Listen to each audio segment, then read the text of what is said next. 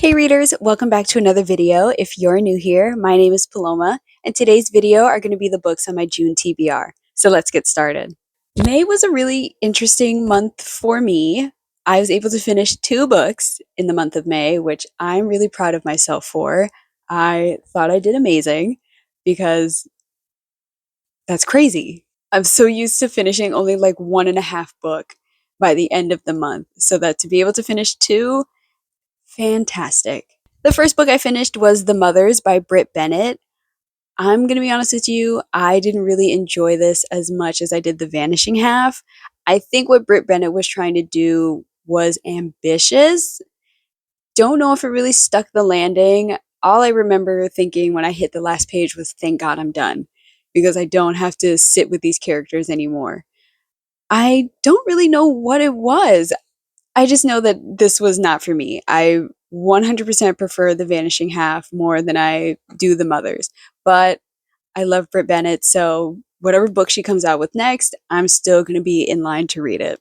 Then I finished Heartlamp by Banu Mushtaq, translated by Deepa Bhashti.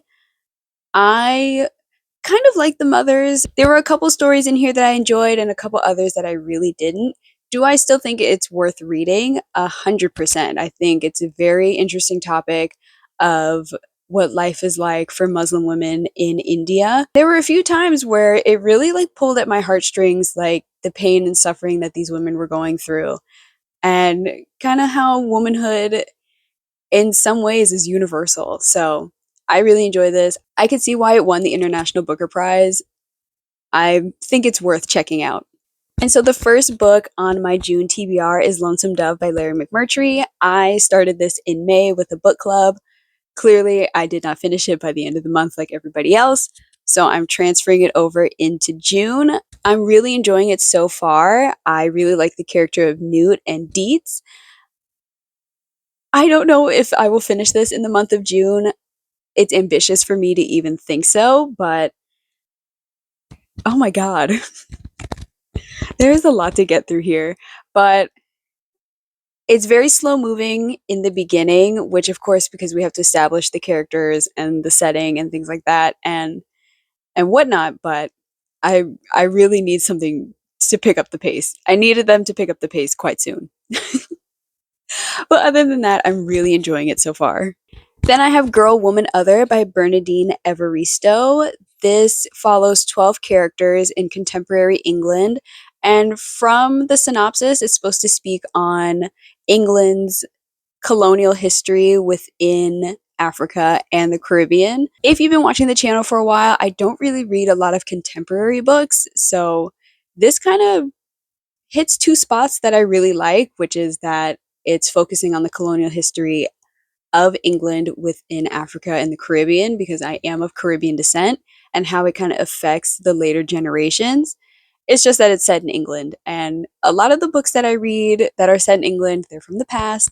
So I want to see fresh new eyes on what makes England England, especially concerning immigrants, especially those who come from Africa and the Caribbean, because I think they make up a pretty decent majority over there. I don't know the census, but from the TV shows and the reality TV shows that I watch, there are a lot of people who come from these African and Caribbean countries that live in England. And as someone whose mother is Trinidadian, the country was colonized by England for a while, so there are a couple of relatives who have lived in England, and some of them still follow like kind of the customs that England has. So I'm very interested to read this. This has been on my TBR forever, so I am excited to get into it.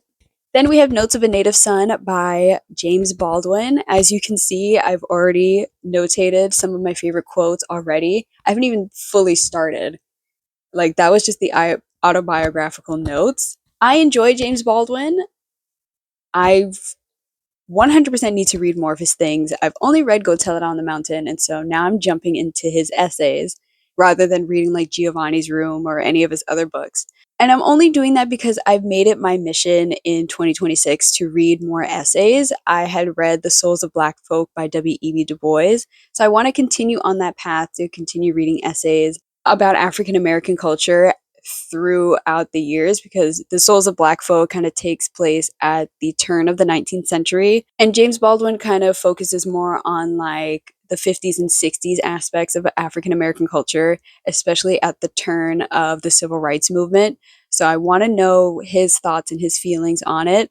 I also want to read more essays on African American women during that time. So I think I'll start to get into those essays as well. I want to read more of Zora Neale Hurston, 100%. I don't know if she ever wrote any essays per se, but if she did, I want to get into it because I also like her writing as well. I do know for a fact that he has an essay here on Native Son by Richard Wright. I read Native Son by Richard Wright a couple years ago. I really enjoyed it. I do think it's worth criticizing as well as praising it. So I'm curious to see whether James Baldwin criticized it or if it's one of those where it's like, yeah, I liked it, but I also have my thoughts and feelings on it, which I think is more or less what's going to happen here. And then by the time I upload this video, I'll have finished my first book of June, which is YN by Esther Yee. Y'all, I honestly don't know how to feel about this book. This book, I will say this. This book was really great at kind of starting the conversation on parasocial relationships with celebrities, especially within K-pop. Did it feel like a surreal fever dream throughout the entire book? Yes. Did it not occur to me until the very end what Esther Yee was trying to say? Also, yes, because through the first part of it, I was like, my God, this main character is not only pretentious, but she's kind of an asshole to everybody around her. And I think what Esther Yee was trying to say is that this parasocial relationship kind of changes the dynamic of your personality because all you're thinking of is this celebrity and how you can be marketable to this celebrity. Because the main character flies all the way to Seoul to meet the celebrity she's in love with. And then when she finally gets the chance, she's like, oh, I kind of don't want him to know me as like a human being because for the entire book she's kind of been like we're soulmates, we're this, we're in intergenetically intertwined or whatever, and then you're standing in front of him and you're like, "Oh, he's a person too." And even then she's like showing off the stories she's written about him because one of the main premises is that she starts off writing fan fiction about the celebrity, which is why the title is YN, which is your name. And so she's showing off her stories that she's written about him. And he's kind of like, well, this is great, but what do you want from me?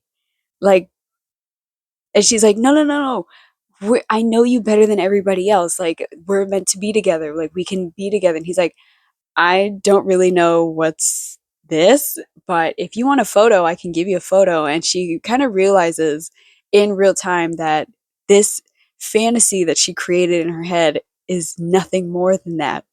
Because again, he's a person. Would I recommend this book?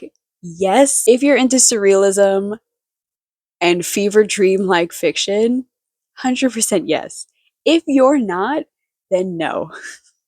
I think on Fable I gave it 3 stars. A lot of people gave it like 2 stars because they were thinking that this would just kind of be a more in-depth analysis. It wouldn't take on such like a dreamlike, fever-like surrealism vibe.